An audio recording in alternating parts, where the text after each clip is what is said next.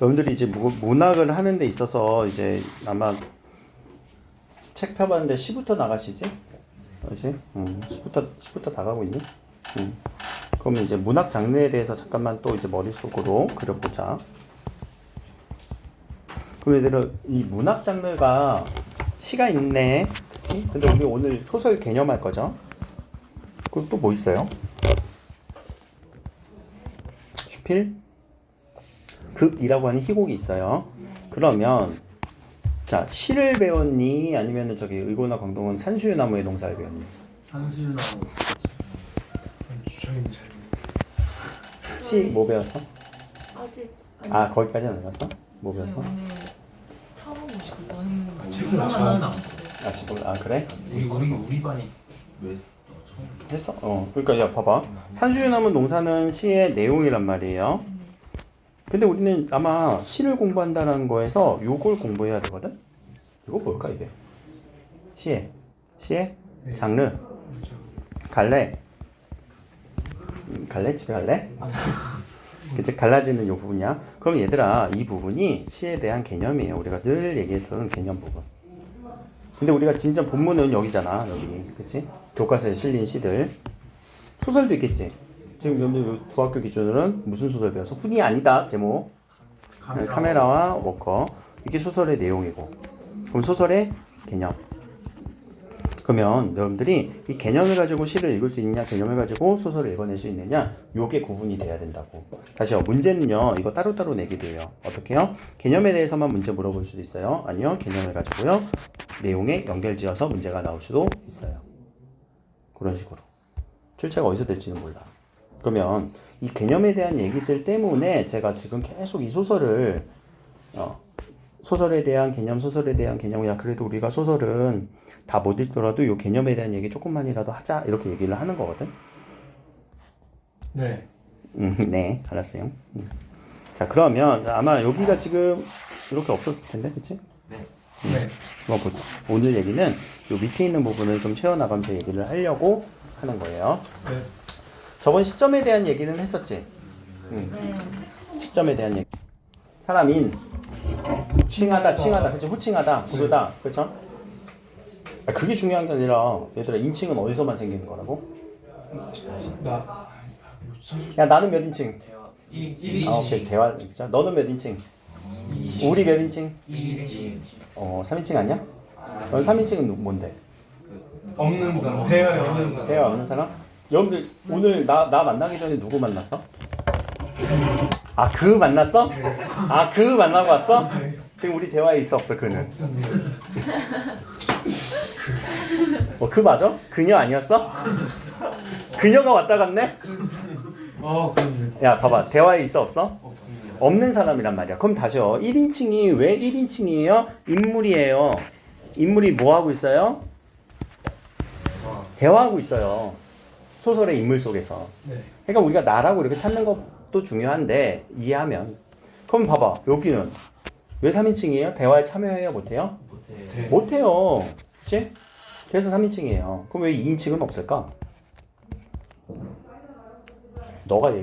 너와 나는 항상 어떤 관계야? 내가 얘기할 땐 내가 1인칭, 너가 얘기할 땐 너가 1인칭. 그치? 대화.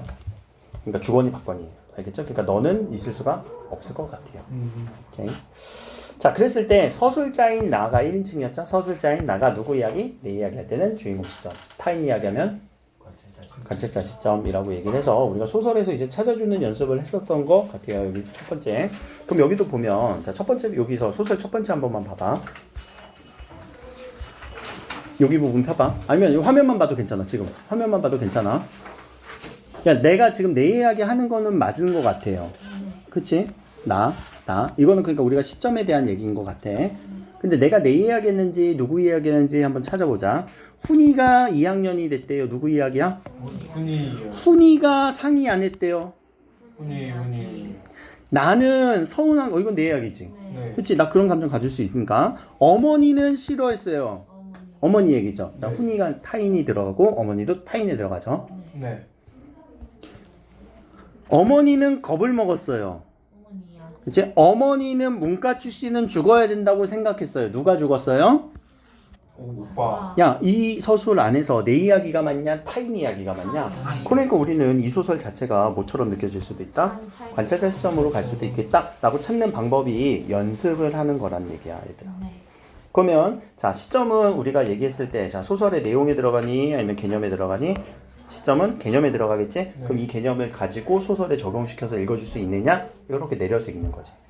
그런 느낌이야, 얘들아. 우리가 이게 두 개가 왔다 갔다 하면서 읽혀야 된다. 알겠지? 특히 이 관찰자 시점, 3인칭 관찰자 시점 거의 무방하다라고 생각을 하세요. 지우지 말고 없다라고 생각을 하세요. 왜냐하면 자, 관찰자 시점은 분명히 모르죠. 그러니까 뭘로만 얘기해요? 뭘 몰라요? 이런 거 모른다고 했죠. 네. 그러면 행동 대화만 얘기를 하면 야, 화면을 봐야지 이렇게 밑에 있으면 내가 다른 거 하는 거라고 생각을 할 수밖에 없지라고 행동을 보고 나는 뭐 했어요? 오해했죠. 추측을 했죠. 네. 그러면 이거는 직접 제시예요? 간접 제시예요? 간접 제시예요. 그럼 간접 제시는 뭐가 생길 수도 있다? 오해가 생길 수도 있다. 그럼 여러분들 교과서에 오해를 많이 일으키는 이 관찰자 제시를 주겠냐고. 아니요. 고3 전까지는 거의 없을 거예요. 알겠죠? 네. 아니 아까도 고3 전까지는 없어요. 고3 되면 나와요. 가끔 하나씩 나와요. 근데 진짜 안 줘요. 왜냐면 문학이라는 게 우리가 교육 목표가 뭐냐면은 문학의 교육 목표가 뭐냐면 누구든 저 행동을 보면은 아 그래 저 사람은 그런 거 같아 라고 생각할 수 있게끔 만드는 게 맞아. 그러니까 이게 좀 비판받아 마땅하거든. 왜? 생각을 획일화시킨다라는 비판은 받아요. 근데 그게 구체적으로 뭐냐면은 앞 시간에 계속 이러고 있어. 누구라고 실명을 걸어놨지? 난 얘기 안 했어. 난 얘기 안 했어. 근데 야 그 행동이 나는 오해를 했단 말이야. 아, 내 행동이 이렇게 알아들어서 이렇게 끄덕끄덕이는 거구나. 라는 오해는 분명성이 보다요. 라는 오해는 내가 잘못 이해한 거지. 나만 잘못 이해한 거지. 누가 봐도 이거는 뭐 하는 거야? 조는 거잖아. 그치? 또 누군가가 그 작은 눈을 가지고 이렇게 있어. 자꾸 나는 내 수업에 대해서 감명 깊어갖고 이거 머릿속으로 생각하는구나 라고 오해를 할 뻔했어. 누구? 의제야? 의제는 눈 커. 라고 행동을 보고 오해할 수 없는 행동으로 만들게. 누가 봐도 그건 좋은 거잖아. 라는 게 문학 교육의 목표예요. 알겠죠? 누가 봐도 그거는 통념적인 상황에서 그렇게 해석될 수 있게끔 하는 게. 그러니까 그거에서 막 특이한 거 나올 수 있다? 없어. 문학 교육에서. 알겠지? 아무리 간접 제시되더라도 오해가 많이 생기더라도 그런 식으로 나올 수는 없어. 알겠죠? 그래서인지 관찰자 시점은 뭐 이렇게 많이 나오기가 힘들어요. 실질적으로 문제가 출제되기도 많이 어렵고. 알겠죠? 네. 오해가 그렇게 생기는데 문제가 출제되면 이거는 뭐 중구난방이게. 그래서 대부분은 1인칭 아니면은 전지적 작가 시점. 그리고 여러분들 교과서에는 1인칭 소설이 많이 실린다. 알겠죠? 왜 1인칭 소설이고 1인칭 주인공보다 그리고 관찰자 시점이 많이 쓰여요. 왜 그럴까? 이것도 교육의 목표이긴 한데 누구의 시선으로? 나의 시선으로. 근데 나의 시선은 누구의 시선? 여러분들의 시선으로. 누구를 이해하라고? 타인을 이해하라고. 그런 식으로 교육의 목표이기도 해요. 네.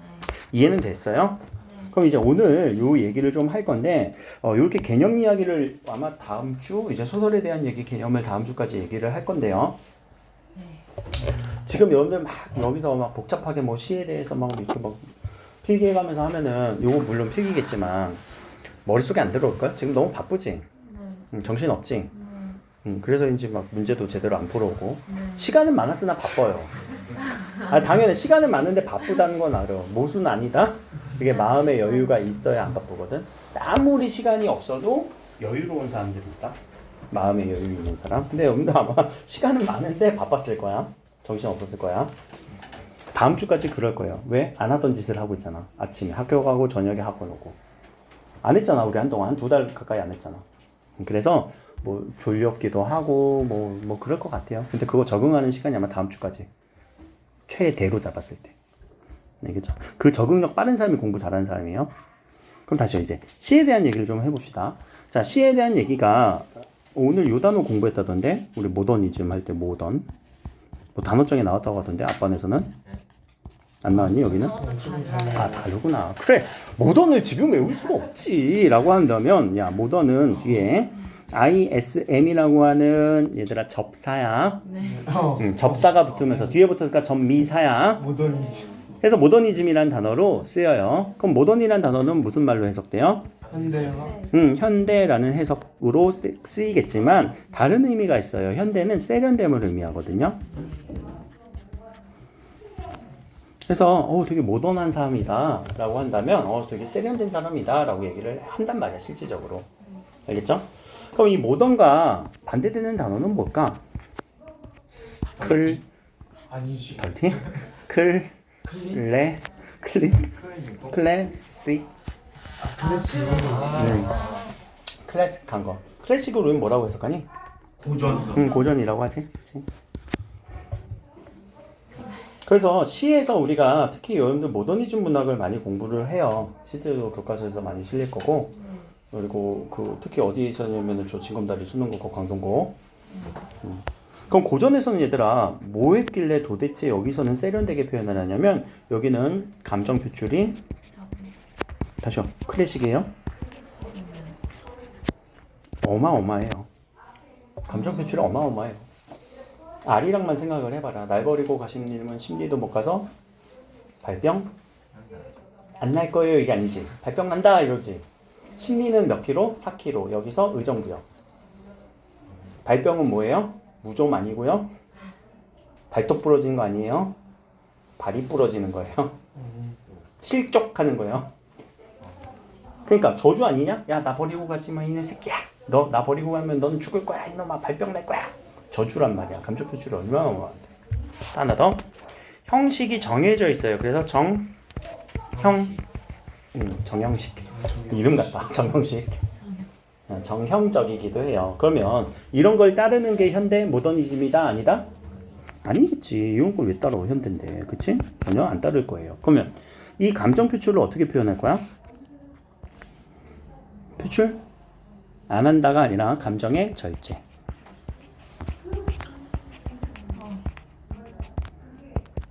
두 번은 형식은? 정해져 있지. 그러면 그걸 안정형? 자유시. 그치. 형식의 파괴. 그래서 자유시라고 얘기를 해요. 실질적으로도.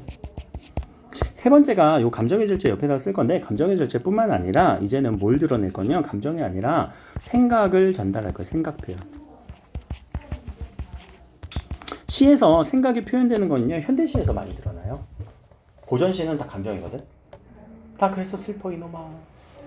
근데 여기서 봐봐. 생각이라고 하는 거는 저랑 이제 시 하나를 읽었었잖아. 우리 뭐 읽었었니? 산수유 나무의 농사. 그럼 거기서 감정 나왔니? 아니. 안 나온 거. 안 나왔지. 근데 생각은 나왔지. 네. 뭐라고 생각했어, 화자는? 산수유 나무가 열심히. 열심히 농사 짓고 있어. 이러고 생각을 했지. 맞는 생각이야? 아니. 아니지. 자기의 상상의 나래를 피는 거지. 네. 그래요. 이 생각의 표현이란 말이야. 그럼 이거는 상당히 객관적이에요, 주관적이에요? 주관성이에요. 물론 주관적이지만 이 주관적은 완전히 통념도 안 따르는. 그래서 이 주관적이 낯설게 하기다라는 거죠. 그래서 현대시는 보통 이런 식으로 우리가 얘기가 많이 될 거예요. 또 생각이고 이런 것들을 우리 생각을 좀 어려운 말로 처리하면은 관념 또 추상. 관념과 추상이란 말은 나중에 또 설명할 기회가 있을 것 같아. 그래서 관념과 추상에 대한 이 표현을 많이 할 거란 말이야. 내 생각을 막 표현해. 하나 더. 감정을 절제하면 그럼 어떻게 표현할 건데? 라고 한다면 이미지를 많이 제시해요. 이미지. 그래서 이미지랑 표현법 찾아주는 거. 이미지를 엄청 제시한다고요. 감각 이미지, 동적 이미지, 정적 이미지, 상승 이미지, 하강 이미지 뭐 등등등등 해서. 네. 그럼 이미지 제시가 이렇게 많이 되면 자 정서를 우리에게는 누구에게? 독자에게 정서를 전가시켜. 전가라는 단어가 뭐니? 전달한다. 그치? 넘겨버린다. 니들이 알아서 느껴. 그럼 자 시를 읽은 사람에게 니들이 알아서 감상해도 괜찮아 라고 한다면 네 감상이 맞아요? 선생님 감상이 맞아요? 둘 다 맞아요. 다 맞지. 그치? OX로 판단할 수 있다 없다? 없다. 근데 왜 판단을 해요? 왜 문제에서 나와요? 문학은 문제 낼 수가 없네요. 맞아요. 문제 낼 수가 없어요. 그래서 항상 OX로 내기 위해서 뭐가 중요하다? 보기가 있어야만 OX가 풀릴 수가 있는 거예요. 원래 원칙은요. 근데 이 보기가 여러분들 내신에서는요. 뭘로 대체가 되냐면 선생님의 설명이에요. 선생님의 수업 설명이에요. 알겠죠? 이걸로 대체가 됩니다. 내신에서는요. 반대로요. 자, OX로 판단할 수 없는 부분에 대해서도 우리가 채점을 할 거라고요. 어떻게 해요? 네 감정 써봐. 대신 채점 기준만 줄게. 수행 평가. 아 수행평가. 필쓰기 있지? 아 있어요. 그러니까 수행 평가가 있어. 저렇게. 그러니까 저런 부분을 측정하는 거야. 그러니까 저거는 정해진 정답은 있다 없다? 없어. 그러니까 잘 쓰는 게 중요해. 그러나 여러분들은 어떻게 쓰니? 의식의 흐름대로. 언제? 전날. 안 돼. 그렇게 쓰면 안 돼. 그래서 독자에게 전가하는 요 부분이고, 요게 이제 문학 교육에서 누가 봐도 이렇게 처리할 수 있게끔 물어보는 겁니다. 그럼 자시요. 이게 현대시에 대해서 요 부분이 핵심이에요. 감정은 분명히 제대로 표현 안 할 거예요. 그리고 생각이 상상의 나래를 펼칠 거예요. 또 형식은 지멋대로 쓸 거예요. 그래서 어려워요. 알겠죠? 명확하게 캐치가 안 되는 경우가 많다. 그러니까 그럴수록 우리가 개념이 중요하다. 화자 찾고, 대상 찾고, 배경 찾고, 상황 찾고, 정서 찾아주고, 이미 찾아주고, 표현법 찾아주고, 시의 전개만법 찾아주고. 알겠지? 자, 오른쪽 가면 이제 소설에 대한 모더니즘에 대한 또 얘기를 좀 한번 해볼게요. 오늘은 요 의식의 흐름이라는 요 단어를 이끌어내기 위해서 요 의식의 흐름이라는 서술 기법을 설명하기 위해서 지금 설명하는 거야. 그러니까 의식의 흐름을 왜 설명할 거냐면 이게 그냥 선택지에 여러분들 학교 선택지에 나와. 이 소설은 의식의 흐름 기법으로 사용되었다. 아, 뭐 의식의 흐름 기법이 뭔지 알아야지. 이게 나와서 그래요, 광동구에서. 이거였나? 아무튼 의식의 흐름을 설명도 안 해놓고서 의식의 흐름 기법이 사용되었다니까 애들이 뭐야 이게? 라는 설명을 합시다. 이제 소설. 그럼 소설에서 모더니즘은 고전과 이렇게 구분 지으려고 하는 건 아니에요. 그럼 당연히 구분은 되겠지. 고전은 몇 인칭, 3인칭, 전적 작가. 근데 현대소설로 넘어오면은 1인칭도 쓰이죠? 그러니까 형식이 파괴된 거 맞지? 서술자인 사람이 나이가 등장하기도 해요. 물론 그런 걸로 설명하려는 건 아닙니다. 자, 여기서 요 모더니즘이 1920년대 문학 개념이거든요. 문학 유행, 문학 사조, 리즈미니가 사상들. 그러면 그 전까지 우리는 어떤 걸 보여주려고 했냐면, 자, 인간은 합리적이다라는 사상이 있었어. 합리주의라고 해요. 인간은 상당히 합리적이야라는 사상이 퍼져 있어서 합리주의. 20년대 전에. 전에요. 근데 20년대 전이니까 뭐 19년까지 포함이야. 야, 여기까지 해서 19년에 아주 크나큰 사건이 일어나요. 우리나라에서는 뭐 3.1 운동이겠지만 전 세계적으로. 세계에서. 그치. 인간은 비합리적이야라고 월드 워 세계 1차 대전이 일어나요. 합리적이냐? 그렇게 사람을 대량 살상하는 게 합리적이냐고. 아니지? 라고, 자, 인간에 대한 비합리성, 특히 회의적인 관점이 생겨요. 뭐가 회의냐? 그래서 회의감이 들어요. 회의감이 무슨 단어일까? 선생님 잠깐 회의 좀 갔다 올게. 선생님 회의감. 다시 회의감이 뭐냐고. 회의 설명했잖아. 아, 후회된다. 의문이 생긴다. 후회가 돼요. 품고 있는 거죠. 후회라고 생각을 해. 알겠지? 더 쉽게 얘기하면 의는 그럼 뭐에 대해서 후회하고 의문이 생겨? 합리적인 존재라고 생각했던 것 자체가 회의감이 드는 거야. 아, 인간은 비합리인데. 봐봐. 그러니까 인간이 비합리적인 게 맞아. 야, 그럼 수업에 왔지. 학원 수업에 왔지. 그럼 이러고 있는 게 말이 돼? 비합리적인 거 맞아. 조는 게 말이 돼? 수업 시간에? 그러니까 인간은 비합리적인 존재다. 알겠지? 그럼 이거는 자, 뭘 얘기를 하는 거냐면 이제 이게 소설의 본질이긴 한데 현지 소설이에요. 현대 소설은 재미가 아니라 여러분들 재미도 있겠지만 소설은요. 여러분들 교과서에 실리는 이런 소설은 문제 제기예요. 문제 제기의 기능을 갖고 있어요. 뭐 개인의 문제이든 사회의 문제이든 비판이기도 하겠죠. 문제 제기 비판. 그러니까 이 문제를 제기하는 거 이거 비판 저번에 우리 주제라고도 연결했었지. 네. 그러니까 뭔가 문제를 제기하면서 이게 맞니? 얘들아 생각 좀 해봐 라는 거예요. 그 우리가 이렇게 사는 게 맞니? 또는 이렇게 행동하는 게 맞니? 라는 문제 제기를 하는 게 소설의 본질이란 말이에요. 우리 그랬을 때 그러면 자, 이 비합리적인 부분을 강조하기 위해서 쓰이기 기법이 서술 방식이 의식의 흐름 기법이에요. 비합리성을 강조하기 위해서 쓰이는 게. 그러면 자, 왜 의식의 흐름이를 우리는 비합리성을 강조하냐면 우리 일상생활에서 얘기를 하죠. 야, 의식의 흐름대로 살아야 돼, 말아야 돼? 살래, 말래? 야, 너 의식의 흐름대로 좀 하래, 말래? 하지 마. 하지 말라고 하지. 그럼 의식의 흐름은 안 좋은 거니까 하지 말라는 거지. 네. 근데 여러분들 의식의 흐름대로 말하고 의식의 흐름대로 수행평가하고 어? 의식의 흐름대로 아니 소리의 흐름대로 그냥 소리대로 쓰고 문제 풀고 아니야. 합리적으로 삽시다. 생각하면서 삽시다. 라고 한다면 이 의식의 흐름 기법은 그러니까 단순히 의식대로 썼다라는 게 아니라 이 인간의 비합리성을 강조하기 위해서 쓰인 서술 방식인데 무슨 말인지 이해됐죠? 네. 그럼 의식의 흐름은 도대체 뭐냐? 그냥 생각나는 대로예요. 무슨 말인지만 알고 있으면 돼. 의식의 흐름이 아 이거는 생각나는 대로 쓰는 거구나. 그럼 생각나는 대로 쓰다 보니까 얘들아 인과성은 어떻게 될 거야? 사라져요. 인과성은 떨어지겠지 당연히. 그치? 그럼 짜임새는? 소설의 짜임새는? 엉망이겠지. 그치? 재미는 있을까? 색깔. 이해하기가 좀 이해하기가 어려워. 왜 생각나는 으니까 이해가 어려워. 이해도 안 돼. 나도 심지어 지금까지도 이해 안 된 소설 되게 많아요. 그러니까 재미도 없겠지. 그렇죠? 그럼 제가 의식의 흐름대로 수업을 한번 해볼까요? 자, 우리 문법 의문체계 기억나지? 네. 얘들 오른쪽에 의문의 변동체계 기억나지? 네. 라고 하면 여러분들 비판을 해야지. 선생님, 갑자기 문학을 하다가 왜 문법을 하십니까? 봐봐, 짜임새 있냐? 인과성 있냐? 생각난 대로 막 던진단 말이야. 소설이 실제로 그렇게 쓰여요. 아무 인과성 없이, 아무런 생각나는 대로, 막 생각나는 대로.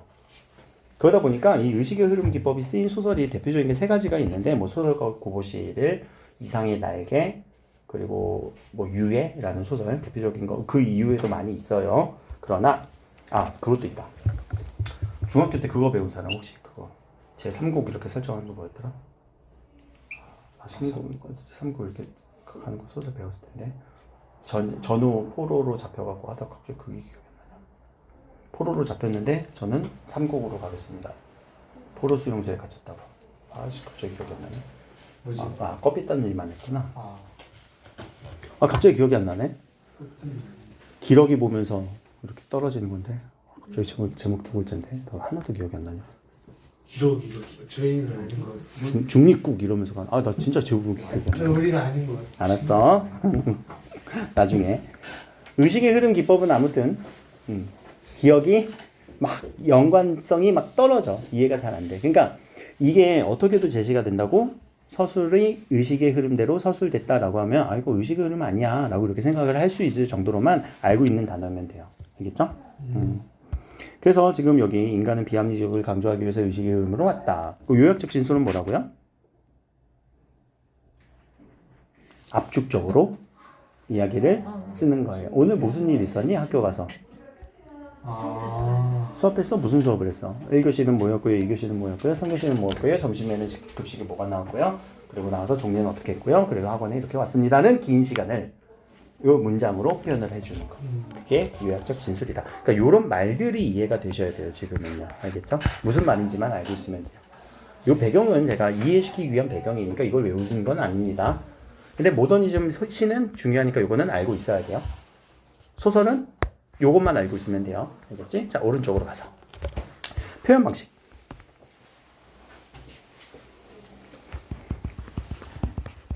그럼 이제 서술자가 또는 작가가 이런 식으로 표현을 할 건데 이거는 태도와 관련이 있겠죠. 그럼 서술자의 태도는 일단 좋은 태도도 있을 거고 안 좋은 태도도 있겠지. 그럼 좋은 태도로 글을 쓰면 그 대상을 연민하거나 애정을 담아서 쓰겠지. 네. 그렇죠? 근데 현학적으로 쓰이기도 하고요. 라고 할 때 현학은 무슨 말일까? 이거 되게 중요하다. 현학적이라는 말도 알아야 돼. 자, 선택지에 나와서 그래요. 현학. 너희들 이런 거 아니? 그 뭐 조선시대 왕은 다 외우니? 태정태세 문전세 예정년중 임명성 광해영 숙경영 정서원적 고수 이런 거 다 외웠니? 그런 것도 몰라? 그거 당연히 알아야 되는 거 아니야? 라고. 자, 학은 학식을 학문을 현자는요 나타내는 거예요. 출현하였습니다 라고 하지. 아, 네. 그 사람의 지식을 나타내 주는 거. 그러면 우리는 그 태도는 재수 있어요? 재수 없어요? 재수 없어요. 현학적은요. 그래서 지식 뽐내기. 그러면 자, 우리가 어떻게 지식을 뽐낼 수 있을까? 자기만 아는 정보들 또는 자기만 아는 개념들 혹은 실제로 우리가 일상생활에서는 사자성어 또는 한자, 한문 이런 것들을 많이 쓸 때. 그러니까 선생님 수업이 다 현학적 수업이야, 얘들아. 나 뭘 한문도 모르니 여러분들? 한자도 모르니? 저 선생님이 현학적으로 수업을 하시네? 라고 해도 괜찮아. 그래도 재수없다는 하지 마. 자, 현학이라는 단어 알겠어? 네. 현학을 알아야 돼요. 자, 관용이라는 말도 한번 해보자. 관용적. 관용적 표현이라고 하거든요. 이 관용이라는 말이요, 우리 그런 식으로도 많이 써요. 선생님 잘못했어요. 관용을 베풀어 주세요. 라는 단어가 여기 쓰일까? 아니, 그거는. 그럼 그건 뭐야? 관용을 베풀어 주는 뭐야? 관대하게 용서해 주세요지. 그럼 이거 관자는 뭐예요? 관습적으로 사용하는 표현이에요. 관습적으로 사용하는 거 뭐가 있을까? 속담 또는 사자성어, 한자성어 또는 유행어도 여기에 들어가긴 해요. 그 나라의 문화 관습 또는 그 시대의 문화 관습으로 사용하는 말. 자, 밑에 이제 풍자와 해학은 구분이 되니? 풍자 풍자? 풍자 비판하는 거야? 그럼 해학은 비판 안 해? 웃음으로? 약간 돌려가기 돌려가는 건 뭔데? 해야. 해학? 풍자는 그냥 까기. 자, 우리가 이 풍이라는 글자가 여러분들 이제 많이 나오거든요. 이 풍자에 대해서 좀 설명을 한번 해볼게요. 이게 풍자가 무슨 풍자냐면 바람 풍자 맞아요. 여러분들 알고 있는 풍자 하나밖에 없지. 바람 풍. 나도 아는 거 풍자 이거밖에 없어. 다른 풍이 있나? 근데 이 바람은요, 여러분들 그 풍자라는 유사한 TV에 이상한 사람이 나오잖아. 네. 너무 싫어. 재수없어. 또 인신공격했다고 해라 또. 라고 한다면, 자, 이 바람인데 이 바람은 얘들아 어디에서 부는 바람이니? 어디서 불어 바람이? 아니, 우리 일반적으로 바람 생각해 보라고. 바람이 어디 불어? 우리 세상에 불지. 우리 시대에 불고 있는. 그래서 이 풍자가 세상과 시대라고 이렇게 읽히기도 해요. 그 시대, 그 세상, 네. 속세라고도 해요. 그래서 이 바람 풍자를 가지고 우리가 풍속이라는 단어 써? 바람의 속도 말고 우리 풍속을 지키자. 문화 관습. 또 풍습도 있잖아. 네네. 이게 다 뭐예요? 그 세상과 시대, 그 세상을 표현해주는 말이잖아. 그럼 다시요. 자자를 이제 공부를 할 거예요. 그러면 이제 그 시대에 자는 있는데 이 자자가 뭐냐면, 여러분들 혹시 자상 입었다라고, 찰과상 말고 자상 입었다고 들어봤어? 잘 못 들어봤지? 네. 그럼 다시요. 자, 풍자는 비판하는 거지. 네. 비판 맞아요. 근데 비판을 하려면 어떻게 비판할 거야? 우리 완만하게 할 거야? 아니면 이렇게 좀 이렇게 무디게 할 거야? 아니면 날카롭게 비판할 거야? 그럼 날카롭게 뭐 할 거야? 찔러야 돼요. 그렇지, 이게 찌를 자자거든요. 자, 우리 찌르는 사람 보내죠. 뭘 보내요? 찌르는 사람. 찌르는 사람을 보내죠. 야, 쟤 좀 찌르고 와. 그럼 누구를 보내요? 자자로 시작하는 사람? 자객을 보내잖아요. 찌르는 사람이에요. 그럼 자, 풍자라는 건 뭐예요? 날카롭게 찌르는 거란 말이에요. 그러나 그 대놓고 날카로우면 안 된다고. 어떻게 해요? 그 세상에 빗대어서 돌려가기라고. 풍자가 돌려가기야. 그 세상에 빗대어서 돌려서 찔러버려야 돼. 알겠죠? 그래서 풍자라는 개념은 일단 빗대다, 빗대어라는 거예요. 그런 시대에 빗대어 찔러야 돼. 쓰다듬어 주면 안 돼. 그럼 다시 찔러야 돼. 풀어주면 안 돼. 찔러버려. 근데 해자가 해약할 때 해자가 풀어버리는 거예요. 해설할 때. 이건 풀다예요. 풀다. 왜 풀어줘야 돼요? 그 사람이 불쌍해서. 연민이 되니까. 그런데 적나라하게 우리가 어우 슬퍼 라고 풀어주는 게 아니라 어떻게? 뭘로 풀어준다? 웃음기로 풀어주는 거예요. 웃음기가 있게끔 풀어주면 자 그러니까 감정이 막 극에 받치듯 할 때 이렇게 풀어주는 게 아니라 그런 울음에 대한 감정을 어떻게 풀어주는 거예요? 웃음기로 풀어주는 게 해학이에요. 자 글자가 그렇게 이해가 되면 돼요. 그럼 이거는 대놓고 까는 거예요? 아니야 대놓고 까는 거 아니지. 오히려 불쌍해 어떡하지? 또는 약간 재밌게. 그러니까 내가 너무 슬프지만 웃음기 있게 표현을 할 수 있단 말이야. 난 이렇게 줘라도 나는 괜찮아. 수업의 재료로 다 쓰고 있잖아. 는 풍자야 해악이야? 둘 다 된다. 풍자하지. 누구 입장에선 풍자야? 누구를 향한 풍자야? 조는 사람을 향한 풍자지. 근데 나는 그 상황도 내 수업에서는 웃음기로 풀어낼 수 있지. 그러니까 그 대상이 누구냐에 따라서도 이건 갈려요. 알겠죠? 그러니까 그냥 이게 뭐 비판이냐 웃음이냐 이렇게만 놀려지는 아니에요. 문학적으로 보면 되게 복잡한 개념인데 여러분들은 이제 비판이다. 왜 자자는 찌를 거니까. 해자는요 풀어줄 거다. 그 정도로만 생각해서 이 단어가 처리해야 되고 근데 풍자나 해악은 모르진 않을 거예요. 빗대는 건 맞는데 현악이라는 단어, 관용이라는 단어, 의식의 흐름이라는 단어는 여러분들 아마 만나기가 힘들 거예요. 그치? 그러니까 요 단어들은 무슨 말인지는 알아야 돼요. 하나 더 보자. 여기 저번에 얘기했나? 의고적 문체? 의고적 문체 뭐라고? 의고적 문체 뭐라고? 의고? 얘기 안 했니? 안 했니? 오른쪽 위에 문체 할 때. 아 얘기 안 했구나. 여기 오른쪽 위에 문체. 여기 설명 안 했구나. 자, 간결체는 뭐야? 짧게. 자, 글, 말투인데 문체라는 건 글소리에서 쓰이는 글 말투인데 이거는 짧게 하는 거야. 만연체는 뭐니? 연장할까 우리? 연하게? 수업 연장할까? 길게. 길게. 야, 문어는 뭐야? 문어가 얘기하는 거야? 오징어 얘기하면 오징어체냐? 다시 문장에서 쓰이는 글입니다. 구는 말, 입. 입에서 나온. 그럼 다시요. 이게 말과 글이 다를까라고 했지만 우리가 말로 할 때는 야 너랑 나랑이라고 표현을 많이 하거든. 근데 문장에서 쓸 때는 뭐라고 써? 너와 나는이라고 표현한단 말이야. 이해돼요? 네. 야 너랑 나랑은 아닌가? 근데 너와 나 이렇게 쓰면 이거는 구어체가 되고요.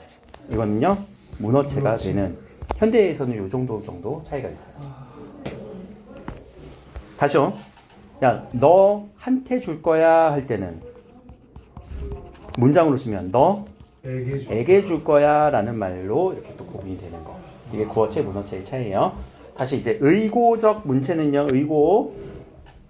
요거는요. 예스러운 문체예요. 예스러운 문체. 옛날스러운. 아니야 예스러운이 맞아 얘들아. 예스러운 아니야. 예스러운이 맞고 옛날스럽다 라고 써야 돼. 옛스럽다 아니야. 그거 표준어에 맞지 않아요? 야 옛날스러운 말투. 그럼 옛날스럽게 뭘 얘기 많이 해야 돼? 한자 많이 써야 돼요.